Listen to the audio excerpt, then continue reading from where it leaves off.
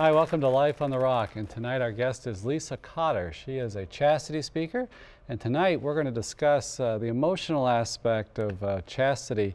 And we've addressed this topic before. Lisa's going to bring her own take on it, and she's got lots of experience working with young people. Married person, has 3 children herself, and has worked some with Focus, so we're happy to have her tonight. Doug, good to see you. You too, Father. How are you? What's been going on in the Battle Ready world? Well, Battle Ready, yes. Here we are coming upon fall very soon here now, and want to encourage people to go to battlereadystrong.com and check out, again, our schedule for our fall tours, Battle Ready Rally tours in various places, starting at the end of this month in Louisiana. I just got done with a great tour down in Texas, and I want to thank everybody down there. It was good to meet some of you new people down there, and great to work with somebody down there. Just really enjoyed it. It was a good time. And yeah, a lot of stuff coming up in the fall, and even into 2015, we've got tours set up. And you know, with everything going on, with just not too long ago, with the state Supreme Court in Louisiana going after the seal of the confession down there, which I'm sure all priests are probably paying close attention to, as penitents, as we all should be paying close attention to. You know, again, this kind of trying to rough us up, you know, as Christians when it comes to these things. We've got to be prepared for the fight. And that fight comes in many forms, in many ways, and we've got to fight it with the right tools: prayer, sacraments, sacred scripture, fasting, making a gift of ourselves for the glory of the Lord, and being engaged in that battle by really giving our hearts over to God, you know, and giving our lives over, which is some of what tonight is about, is really you know, looking not just at our actions, but where our heart is at in relationships, which is what Lisa's going to get into about, you know, the sentimental aspect of relationships, and really how our actions follow where our heart is at, which is, you know, scriptural when our Lord says that wherever your heart is, wherever your treasure is, there also is your heart. So what do we treasure? You know, and what changes do we need to make in order to really make God our treasure and put our heart in that right treasure, God Himself. And I know you've got some scripture referencing the importance of those changes. Right. I was reading last week. I think it was the Liturgy of the Hours. Talked from Ephesians 4:22, and I heard a theologian say one time that oftentimes what Paul does in speaking with people in the letters is he talks about this change that happens, this change in our very being by God's grace, like we've been baptized. So our souls have been changed, right? We're wiped free of original sin. We're made sharers in divine life. He tells them about that change that's taken place, and we cooperate with it. We have to augment that change, foster it, live out of that change, right? That's the key part, because everybody, the secular world, everybody looks at the world, looks at themselves and say, we want to change. We want a better world. I want to be better. Christianity is saying that, you know, God changes us through His love, through His grace for us, and we have to correspond with that. And this is Ephesians 4:22. Put off your old nature, which belongs to your former manner of life and is corrupt through deceitful lust. Be renewed in the spirit of your minds. Put on the new creature, created after the likeness of God in true righteousness and holiness. Therefore, put away all falsehood. Let everyone speak the truth with his neighbor, for we are members of one another, members one of another. Be angry, but do not sin. Do not let the sun go down in your wrath. And in verse 29, let no evil talk come out of your mouths, but only such as is good for edifying, as fits the occasion, that it may impart grace to those who hear. And do not grieve the Holy Spirit of God, whom you were sealed for the day of redemption. Let all bitterness and wrath and anger and clamor and slander be put away from you with all malice, and be kind to one another, tender-hearted, forgiving one another as God in Christ forgave you. And those words just struck me as like marching orders for the Christian, that, you know, we've been changed by the sacramental life that we've had. We've encountered Jesus Christ. How are we going to interact with people on a day-to-day level? By His grace, you know, He tells us, no evil talk. Speak, you know, measure our words, that speak only as is good for edifying, as fits the occasion. You ever feel like you do that? I do that. I stick my foot in my mouth. I say the wrong thing on that occasion. Measure your words. What's going to edify here? What's going to encourage here? He says that it may impart grace to those who hear. I mean, the words are so powerful. You know, we can hurt people. We can build them up. We can preach the gospel. You know, we can mislead people. You know, whatever. We have all these choices to make to measure these words. Do not grieve the Holy Spirit. You know, be kind to one another, right? We learned that in kindergarten, right? Yeah. We sometimes forget that as Christians. Is this the kind thing to say? Is this the kind thing to do? And you know, I find so often, like in confessions here and looking at my own life, living community life, hearing confessions of other people, their family lives, we can forget just basics of kindness, and that we don't want to step out of ourselves, maybe to renew the relationship, maybe to die to ourselves and our own ego in the way we want it, but to extend ourselves, to die a little, give to the other person, you know, extend kindness, impart grace to the other, and to be tenderhearted. Yeah, and it's easy, you know, myself being married 24 years and raising a family, it's very easy to fall into the day-to-day when you're with these people day in and day out in the house. And you've got to remember, you got to remind yourself, you got to remind them and each other that we're called to build each other up, to edify, as you mentioned, especially there in the home. It can be easy sometimes for us to treat others outside the home, outside of our family, better than we do our own spouse or our own kids.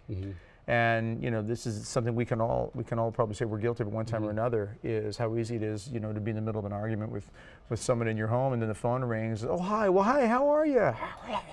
The person there in the house. Oh, yeah. Oh, sure. You bet. Yeah. Yeah. You know, and kind of go back and forth. And it's easy to kind of fall into that and forget that we are called for everybody. In every situation, as you said, to edify, build each other up. You know, St. Paul is really big on this throughout his epistles, constantly reminding us, you know, exhort one another, encourage one another, edify one another, build each other up. But to even say to impart grace means that there's something very powerful about what we can be, instruments of God's grace, to bring it to others in the world. And the heart's got to be connected to that, you know. Now, who owns your heart? Who owns my heart? So if God does own my heart and I have given my heart to God, then it makes it that much easier for me to be that instrument to edify others with my words. So the bottom line is, he says, you know, we've been given this new nature that's been transformed by Christ, still a human nature, but lifted up by his grace. Act out of that nature, foster those changes, you know, have a life in correspondence to this new life that he calls us to. Well, we're going to take a short break. We'll be back with Lisa Cotter speaking about chastity, so don't go away. Back in a moment.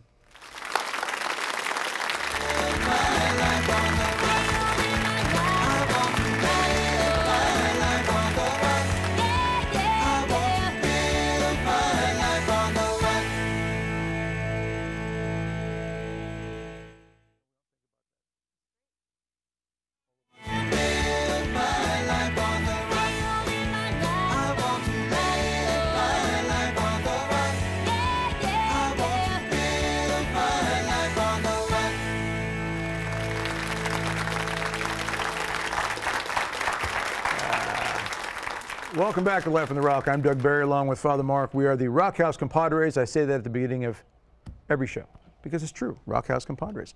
And in the Rock House, which is hidden high up in the mountains, hidden away from the enemies of truth, because we must stay on the air. It's critical that we are on the air so that you, the audience, can benefit from the great guests that this network brings to you, such as Lisa Cotter. How are you, Lisa? I'm good. Great to have you on the show. Thank you. Hi. And you are a wife and a mother and just all around great human being, I hear. Oh, well, thank you. Who are you talking to? Yeah, well, your husband said that, so I'm assuming he said that. I think so. If you paid attention to the first segment of the show about edifying and building you up, and he should have. So, okay, but you're a chastity speaker, but you're a wife and mother. Before we get into the chastity work that you do and the particular approach that you like to address, which I think is very powerful and very necessary, explain a little bit about your past. You were born and raised Catholic, weren't always on fire for the Catholic faith, and got into youth ministry, and then eventually got connected to Focus, and married, and children, and just kind of give us a little rundown of your past. Sure, yeah. Well, I first of all, I was born in Nebraska, so that's probably the most important thing for you to know. That's it, show's over, nothing else can be said. So, okay, go ahead, yes. Yeah, so then, but I did move to Kansas City when we started school, and my parents always sent me to Catholic school. And it was when I was in high school that I started to kind of have some slow seeds that were planted, went on some retreats or mission trips, things like that. And then eventually got the idea in my mind that I wanted to be a youth minister. And so I started getting more involved in my youth group and things like that, and kind of had a moment where I knew I had to change something in my life and kind of decide, am I going to be in or am I going to be out on this whole Christianity thing? And you had said before the show that when we talked a little bit about this, that you were just kind of going through motions to a degree. There was a little bit of kind of 1 foot here, 1 foot there, 1 foot in the world, 1 foot in the faith. And then something inspired you, talking about the need for inspiration and the opening segment about edifying. Something approached you, something said something to you in your heart somewhere. And you remember you saying to me, I knew that if I was going to be working with these young people, I needed to take this seriously because I couldn't be saying one thing and not really living it. Yeah. The story kind of is that there was an opening at my parish for the junior high youth minister, and my mom said, why don't you apply for that job? And this was my senior year in high school. And I thought, why would they hire me? I'm a senior. She was like, I just think you should do it. So I did. I applied for the job. And ended up getting the job and taking the job. So I was working with the junior hires, and then the weekend after I took the job, I went to a wedding of my cousins and did what I typically did as a senior in high school, or well, this is my junior year. I drank and I got drunk. And I remember laying in bed that night at the hotel thinking, what am I doing? Like, seriously, what am I doing? Like, I can't do this. I can't lie to these kids and lead a life on one side and lead a life on the other side and try to tell them that the other side is better, but actually still want 1 foot in both sides. And so I kind of had that wake up moment that night as I was laying there, and I just thought, I have to be done with this. I've got to go all in, because there's really no point of being halfway in. So that was kind of my wow moment where I thought, I got to do this. On that point, because I think it's an important thing to address, there's a lot out there, a lot of us in the world who do kind of play both sides. You know, we say, God, I love you, I want to go to heaven when I die, but I'm still willfully engaged in things of this world, maybe not even fighting against them very much, that don't please you, don't honor you. Drinking is a big problem for a lot of young people, a lot of adults too, but a lot of young people all over the country, all over the world in some places. What message would you have for other young people? Because it's a very painful thing and can be, I mean, thank God it was not so all-consuming to you, and you were able to recognize that, but there's a lot of people that don't. What would you say to young people in particular, or what do you say to them when it comes to something like drinking, and how it really is, it can really deaden the Spirit of God working in us, can't it? Yeah, it definitely can. I think once I found that I let go of that, because it was kind of a comfort thing for me. It was what all my friends were doing, and it's just kind of, you know, on the weekends, if you wanted to go hang out with people, it was like, that was pretty much the option. And so for me, letting go of that also meant letting go of friends and things like that. And so it was a hard transition to kind of have to make that choice and live it. But once I got past that initial just feeling of like that almost loss, then I kind of got to a point where it was like, wow, I'm so much more free now. Like, I can see more clearly. I feel closer to the Lord, like all that stuff. Because there was kind of like that hidden thing that obviously I knew I wasn't going to be able to hide from God, but I, just didn't think that needed to be, something we discussed, God and I. So I just kind of left it over there, and I had my own thing over here. And I thought, I'm a good person. That's all you have to do, right? Just be a good person. And eventually, though, it just got to a point where once I let go of that and decided that I wanted to be all in, and decided that I wanted to leave those things that I knew were pretty clearly stated to me, Lisa, you shouldn't be doing this. I mean, I was underage, for one. Sure. And once I was able to kind of let go of that, then I was able to just be more alive. Now, I know one of the main topics we're going to be addressing with regards to chastity, when we get into that a little later, is the emotional or sentimental tie that people have. You mentioned the emotion part of even drinking. Do you think that that's what drives a lot of young people, and even adults, into drinking, that there's an emotional connection, there's a tie-in with something that makes them feel better, it makes them feel like they've got the friends, the popularity? Where do the emotions fit in, do you think, with even that type of behavior?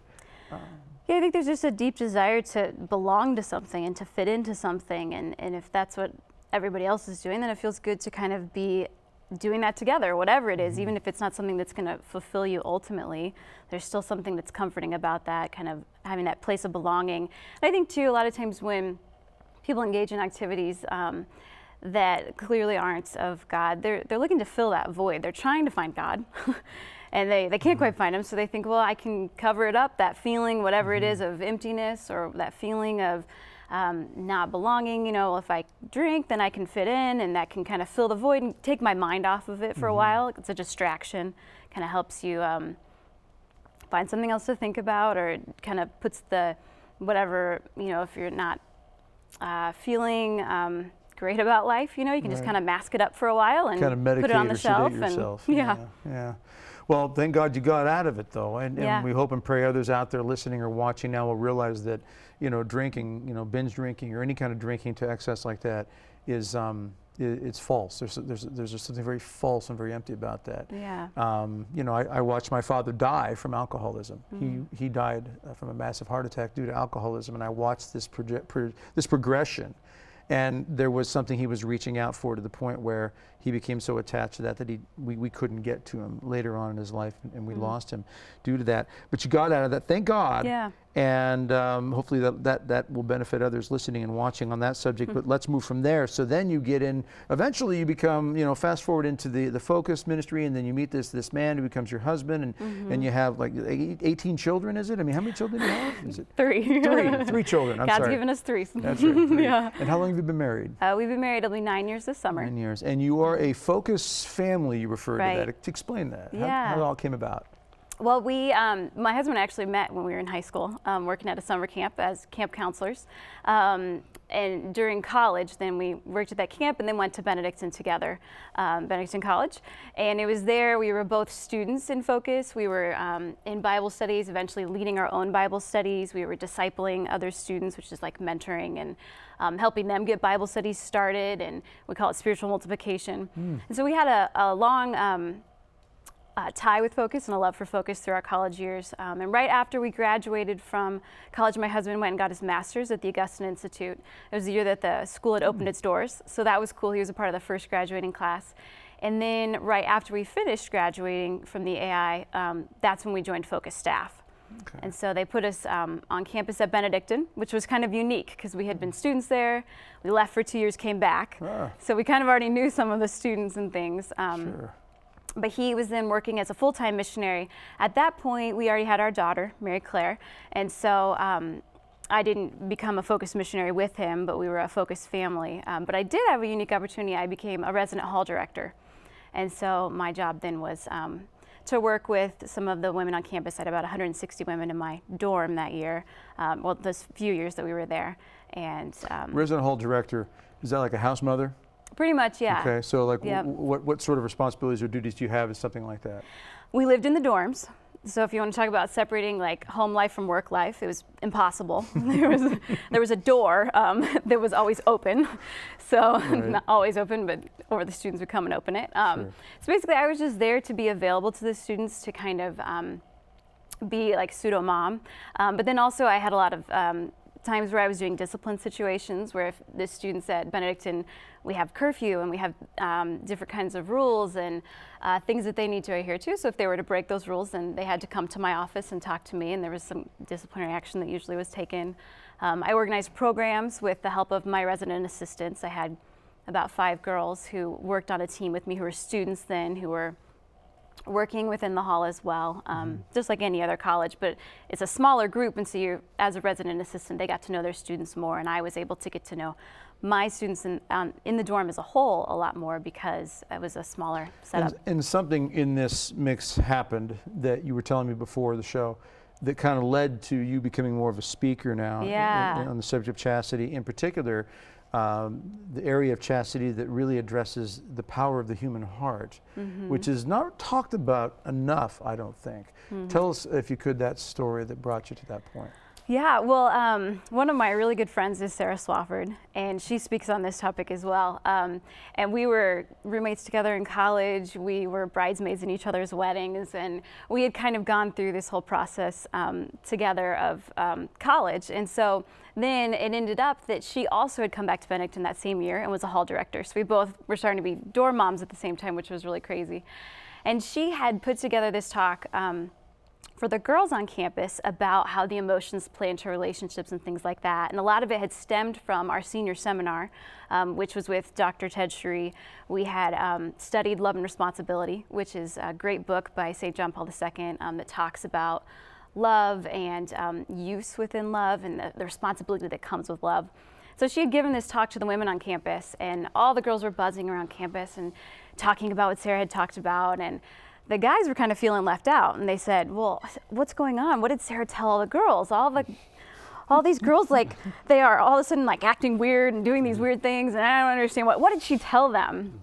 And so that year I had it was a unique situation. I had 16 guys living in my girls' dorm. And so the guys in my hall, being their mother, came to me and they said, tell us what she said. We want to know. So I said, okay, well, we'll get together and I'll kind of give you a little brief of what happened. So I was chatting with the guys and told them kind of what the topic was about and all of that. And then word got around that some of the guys on campus got to know what happened, but not all the guys. So they were getting a little jealous. And so then my husband, being a Focus missionary, said, well, why don't you come and talk to the student missionaries? So these are the students who are leading Bible studies and discipling other people, kind of the leaders on campus within Focus. So I put together more of a formal talk, gave that talk to them. And then we had a conference coming up for Focus, and so they needed breakout sessions, and I said, well, I'll just go ahead and submit this talk. I've already put it together. I know it's a topic that a lot of people are interested in. It's caused a lot of buzz on campus, so I gave that talk at the conference, and from there it just kind of tumbled into this new ministry that I had never planned on. Mm-hmm. When we come back, we're going to take a break. When we come back, we're going to get into a bit more about what that subject is more in detail, because it is something that is not addressed nearly enough when it comes to understanding really the fullness in the necessity of living a chaste life. This is a very, very key part of it. It has everything to do with being chaste in whatever state of life we're in. Don't go away. We'll be back with more from Lisa Cotter after this break.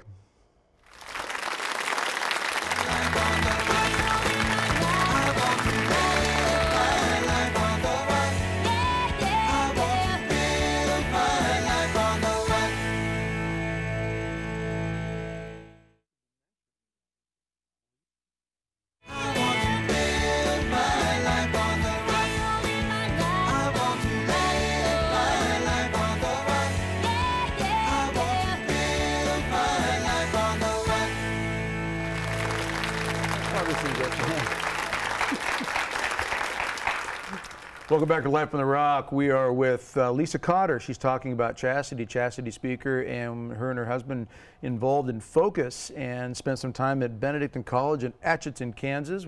I have some friends down there, and I've been down. I've spoken at Atchison, Kansas several times over the years, and on campus as well. And it's a good place. It's a real heart of faith that's growing. Catholic faith is really growing strong in that area there. Chastity. Interesting about chastity. We hear a lot about it. There's a lot of speakers about chastity on the show. There's one aspect of chastity really that I think doesn't get addressed enough, and that is the emotional side of it, the sentiment, the sentimental side, the heart, the connection of the heart.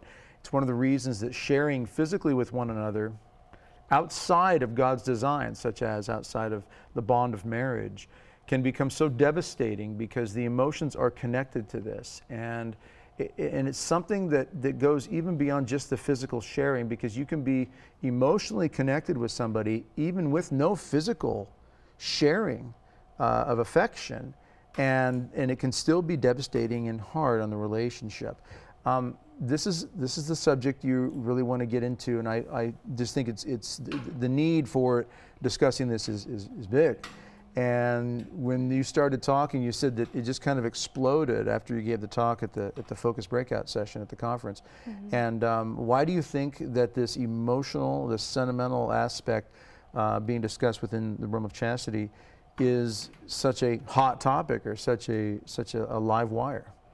Yeah, I think a big part of it has to do with the fact that we've done a really great job in the church recently with theology of the body and introducing our teens and young adults to the idea of the need to be physically pure and how do we go about that, and all of the benefits and the joy that comes with that. But I think kind of what happens a lot of times with those kids is they'll get sold on that idea, like, great, I'm going to be chaste. I'm going to get my purity ring. I'm going to, sign my card, whatever it is, and I'm going to save myself for marriage, and I'm going to work really hard to try to have a physically pure life. And then they go back into the dating world with this idea, and they're going, why are things still kind of messy? Like, I thought that because I gave that over and I said I'm gonna commit to chastity, physical purity and all that all of a sudden it was gonna be easy. Now, you know, because I was thinking, you know, if I just pass this piece off, then everything else will fall into place. Yet they were still having a lot of difficulty in their relationships, girls were still coming to me and saying things like, I don't understand what's going on in this relationship. Why is this so hard? I don't understand how I'm supposed to proceed from here. What should I do in this situation? How am I supposed to handle this? And I thought that I found a guy that was going to be great, and now all of a sudden I'm really confused. And so there was a lot of this stuff going on with these young men and women who were committed to being chaste and to having chaste relationships, yet they were still struggling in their relationships. And I think the big piece of that was missing is that there's two sides to attraction, two sides to love. There's the sensual side, which we do a good job of addressing, that I think that they had understood, the physical side, the sensual side. But the sentimental side wasn't being addressed in their lives. It wasn't being ordered. It wasn't something that they were seeing a need to have some limits to and understand how that relates to relationships and things. And Pope John Paul II in his book, Love and Responsibility, does a great job of describing these two sides of attraction and showing the pitfalls of both sides. And so when you start sitting down with somebody and you start talking about the pitfalls that come with the sentimental side and the things to be looking out for and what to be aware of, it really opens up, I think, a lot of men and women's lives when it comes to their dating relationships, because then they start to see things in a different way. So in essence, it's addressing the heart, where the heart is at, and how much of the heart we're giving over to someone in a relationship. And Love and Responsibility, written by John Paul II when he was bishop in Poland, 1961 or two, so early 60s when he wrote that book. You know, really saw this, really was a real forerunner to Theology of the Body, which he gave to the world, you know, over many weeks during his papacy. And he addresses, you said something earlier that I thought was interesting. He addresses how we use one another. We can still use one another, even if we're not physically doing that. We can do it emotionally. Yeah, definitely. And I think it's harder to see that because with physical, it's kind of more obvious the ways that you could use someone physically, but you can also use someone emotionally. And he talks about some various ways you can do that, such as being in a relationship just because of the good feelings you get from it. So it's not really the person that you're interested in, the person as like a soul, as a human being, but more so the idea of having somebody, the idea of the emotional high that you get from being around them, or the idea of it feels good to kind of fill your mind with these ideas about the future and what could be, and fantasizing about your wedding day and what you're going to wear and what your hair is going to look like and all that kind of stuff, as a way to kind of try to fill a void. So that person is being used more as a void filler, as opposed to a relationship that you're pursuing out of love for that person, trying to will the good of that person or wanting what's best for that person, isn't really in the forefront of your mind. It's more so trying to kind of fill that space that you feel empty in, and you're putting a person in that space, trying to kind of mask that pain. And the reaction that you got from the boys, the young men at Atchison and at Benedictine College or in Atchison, when you started to talk about this, what was the reaction? Because right away, a lot of people would think, well, this is a woman's thing, right? Because women are the ones with the hearts. Men don't have any heart. Men don't have any feelings. That's what a lot of people think. And we do have feelings. We do have heart, right, Father? Well, I see it in your Battle Ready email. Yeah, it's in my Battle Ready. I have my emails all the time. No, but there is. I mean, I think that there's a lot of guys out there misunderstood.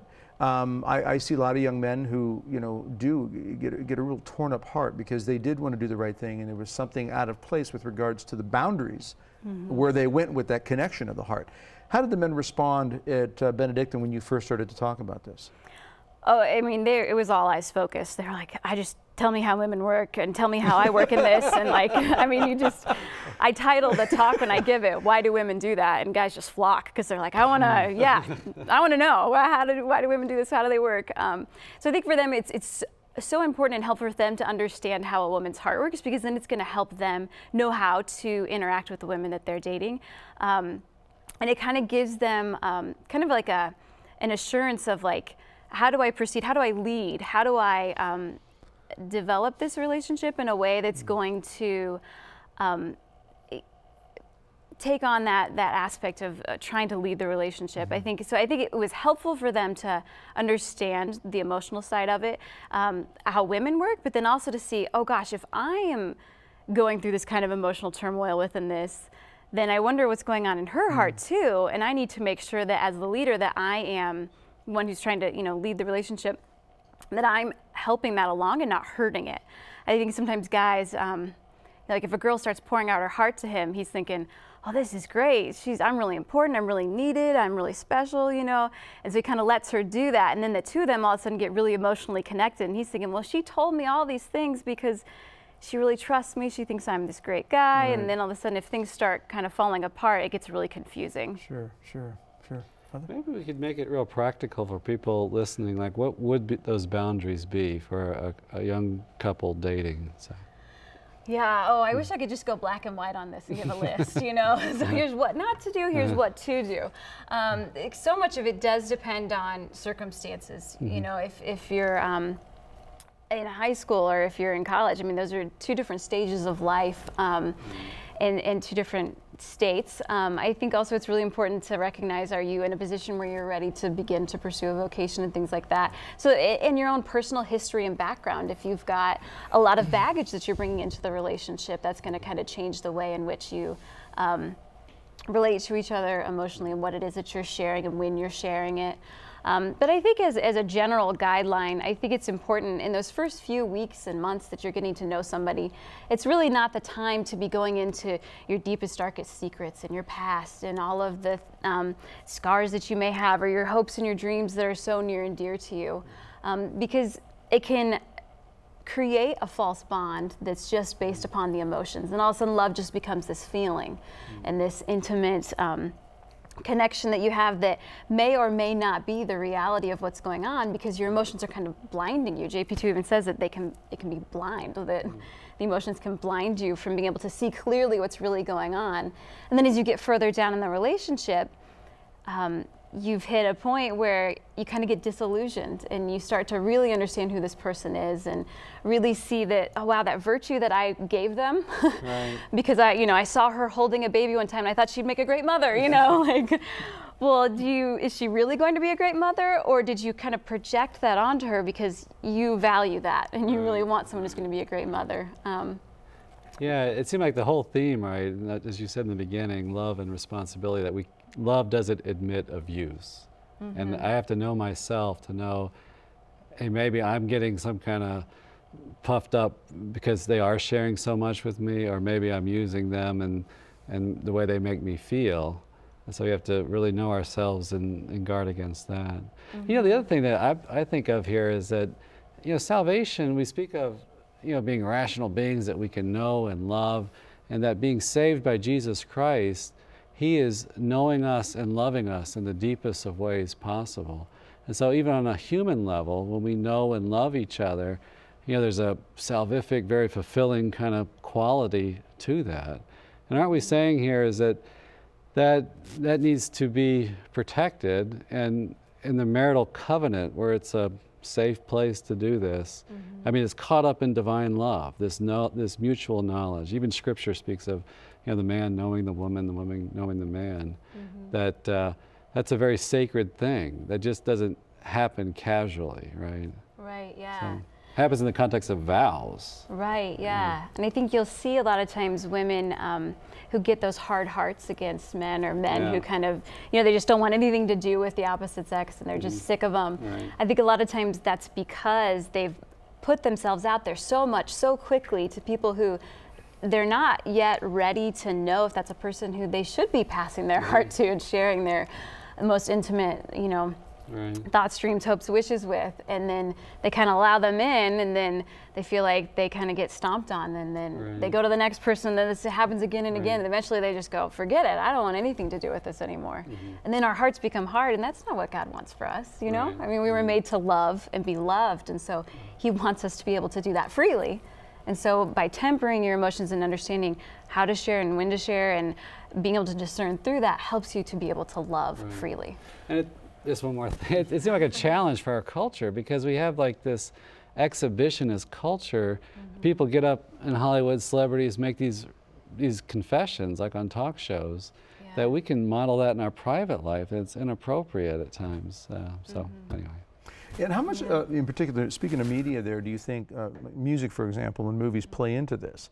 I mean, going to the proverbial chick flick, you know, as they say, you know, the dating movie where it's always about, the essence of the plot is about the heart being given and received and taken and then abused, and pretty soon the hero finds the right heart and comes around, and everybody applauds at the end, and you know, anyway, does this not feed into a lot of the problems? This drives the formation of us so much, doesn't it, that we're modeling our behavior with one another a lot of times off of what we're seeing on the screen and in your basic romance song out there. Absolutely, yeah, because it sets the expectation level, because then girls and guys think, well, this is what love is, and this is what it's supposed to be like, and it's supposed to be this emotional rush, and I'm supposed to, you know, have this guy on his white horse who's going to come in and, you know, just say the right thing at the right moment, and it's going to be love because I feel that way. And it's interesting, we talk a lot about with girls, what they'll do is they'll watch these things, especially the women, and they'll kind of place themselves into the plot line, and they'll imagine, what will it be like when it's my turn? And what will it be like when it's my Prince Charming who's going to come and rescue me? And they're waiting for that, and they're kind of expecting that, and they're looking for that, and they're expecting the guys to be something that really your average guy isn't going to be. So then they kind of get disappointed when it's like, well, he didn't come with the white horse. And this isn't to say that men shouldn't do everything they can to pursue the heart of a woman and to do what he can to, you know, be that prince. But at the same time, if you're expecting this like rush of a emotional, of a choreographed scene with music and airbrushed, it's not going to happen. Right? It kind of leaves them disappointed. Do you hear background music in your life, Doug? Oh yeah, I have epic music in my life, epic war music in Battle my life. music every day. So when I walk through the airport, there's epic music playing, you know. But we're going to run to a break here in a moment, and then when we come back, I want to address just briefly the side of men on that, placing themselves in these scenes as well. And then we've got a great video clip of Lisa speaking, and more on this very important aspect of chastity, the heart, where the heart is at in these relationships. Don't go away. We'll be back with Lisa more after this.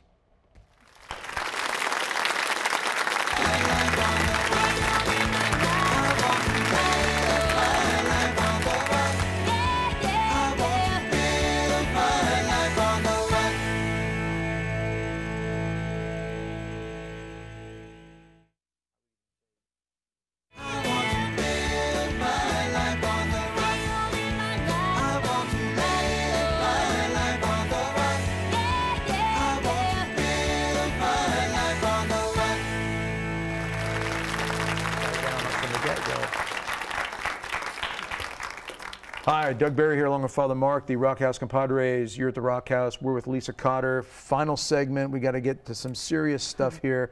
How do we save the world, Lisa, when it comes to this emotional aspect, the sentimental side of chastity? It's so important because the heart drives us, as we said in the first segment. You know, everything Father read from St. Paul is about a change of the heart, and allowing God in the heart so that the heart can be this instrument, this source that God will use, not the source, but this instrument, this vehicle by which God can bring grace into the world, by the way we exhort one another, build each other up, and encourage and edify one another. You know, our hearts are made to inspire and be inspired. There's something so powerful. Wherever your treasure is, there also is your heart. Love God with all your heart, mind, soul, and strength. I mean, it's all about so much the heart. It's so critical and so key. And before we went to the break, you said that women project themselves into these romantic scenes. And I think men do that too, to a degree. And our hearts in a different way. You know, I want to save the woman. I want to save my wife. I want to be that hero that rides in on the white horse. Right. And some men do that. And then they realize, you know what? I'm living day to day, getting up, clocking in, clocking out, going to work. How am I saving my wife? And yet there is really a heroic superhero aspect of a man doing that for his wife, and she really is that queen or that princess that wants to be saved, except it's not the way the movies portray it. Right. It's better. Yeah. It's deeper because it's more Christ-like when it's complete self-sacrifice, self-giving. And I'm sure in essence that's what you're getting at when you tell them these things about the heart. What do you say about the need for that heart to understand the complete selflessness that needs to be there, so that it's not a matter of, you know, I like the feelings I get when I'm with you, but I want what is best for you. I want to make you the best you can be for God. Yeah, I think that's the key to it, is understanding what is love really, and not getting caught up with the world's view of love, that it's all about an emotion and it's all about this emotional high experience. But really, when you get down to it, it's about choosing to love that person. It's willing their good. It's wanting to be there with them, even when things are hard and when things are crazy. And that's going to cause a deeper emotional bond than just the surfacey level of emotions of the butterflies and things like that. Now, I know we've got a video we're going to be going to in just a moment here of a talk to give people a good idea of your speaking, because you're available for talks, for conferences, for going out there and saving the world, right? Yeah, in my own way. Absolutely. By the grace of God, we need more soldiers on the battlefield saving the world in every aspect possible, for the glory of God. So we're going to cut to this video. Can you set it up for us? Where are we going now? Where are we being transported to in this video? Yeah, this video comes from Why Disciple, and it's a video Bible study that I did for them. They're doing great work within youth ministry. It's kind of a bundle, and so it's this bundle that I'm speaking in is just for women. So it's addressed just to the women, and it's the very beginning of the study where I'm talking about some of the differences between men and women to kind of set us up for the basis of the study that we're doing that day. All right, very good. Check out this video by Lisa Cotter. Welcome, ladies. My name is Lisa, and I am so excited about this study that you all are doing today. It's a huge passion of mine, and I think that it's something that you're really going to relate to.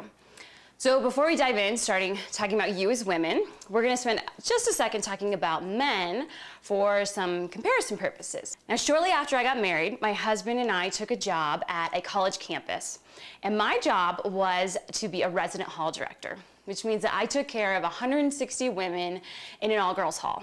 It was awesome. But my second year, some things kind of went funky with numbers, and I ended up having 16 lucky men in my all-girls hall. Now, these guys, I knew I needed to take care of a little differently than I did the women, but it was still my job to take care of them. So I would go and visit them. And I noticed that there were some things about these guys, even though they were very different, that they all had in common. They like to eat, they like to watch things, and they like to compete. So much so that 90% of the time when I would go and visit these guys, somebody would be in the lounge playing video games, which means they were watching themselves compete, which to guys is awesome. And while they were doing this, a lot of times they were eating. So it was like the best of every world for a guy. Now, to us as women, this might kind of seem like a mystery. Like, why do guys do this? How can they seriously play video games for that long of a period of time? But I think it's just the way that God made men. God made men to be very physical and visual.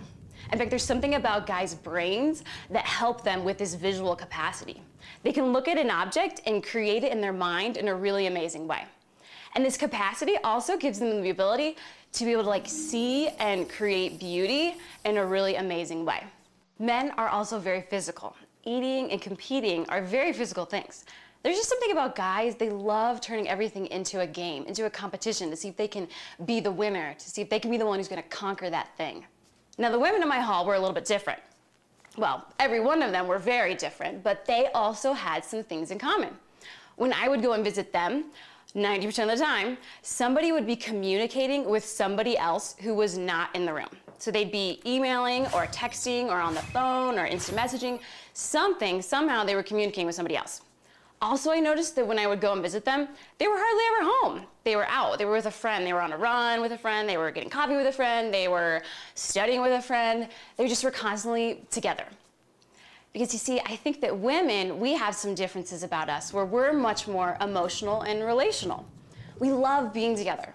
We're the ones who typically plan the Friday nights. We're the ones who have slumber parties. We love that kind of stuff where we gather together. Now, what I'm not saying is that to be a man, it means that you know how to, grill a steak and change the oil and kill a bear with your bare hands. And I'm also not saying that to be a woman, it means that you know how to bake a cake and sew a button and calm a baby all while vacuuming. But what I am saying is that there are some differences between men and women. And I think when we deny these differences, it makes it really difficult to understand why we do some of the things that we do. And that's a problem. And then we stop caring for one another. All right, we're back. You've got great material, and this is obviously we're running out of time, and there's just not enough time to get into this subject real thoroughly. So they're going to have to bring you out to their church, their conference, and their event? How do they do that? How do they get a hold of you? They go to focus.org/Lisa. That's Okay. my speaker page there, and you can get a hold of me through that. Focus.org/Lisa. Yep. Focus.org/Lisa. Yep. Important subject, very important subject, but not just for people who aren't married. You said before we came out onto the set here, you think that a lot of affairs in marriage begin with emotional, crossing emotional boundaries in relationships, and you use the term that you should always keep someone who's not your spouse at an arm's length. Talk about that if you could. I thought that was just very well put and very important to address. Yeah, yeah. I think that, you know, just like with physical chastity, once you're married, it's not like, oh, now I don't have to do that anymore. Like there's no, that doesn't come in anywhere. There's nothing for that virtue anymore. I think with the emotions, it's kind of the same thing. It just changes the way in which you exercise this ordering of the emotions and this kind of watching out for them and making sure that you're using them properly. And I think a lot of times what you see in marriages, when things start to go poorly, it usually starts with something going on in the heart.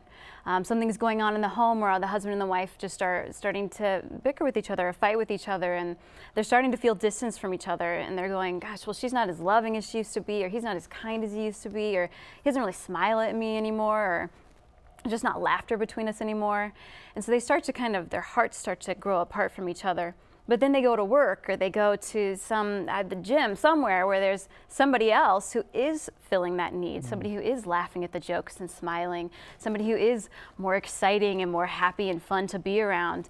And all of a sudden they're going, my heart's feeling empty at home, but over here, here's this person who's making me feel alive again or making me feel loved. And so then the attention starts to drift from their spouse, who they committed to give their whole self to this person who's from the outside, and all of a sudden they find themselves being drawn to that person and starting to kind of form a bond with that person. If they're not being aware of what's going on, and if they're not careful about this, it can start to cause a real wedge in their marriage. So I think people will call this an emotional affair.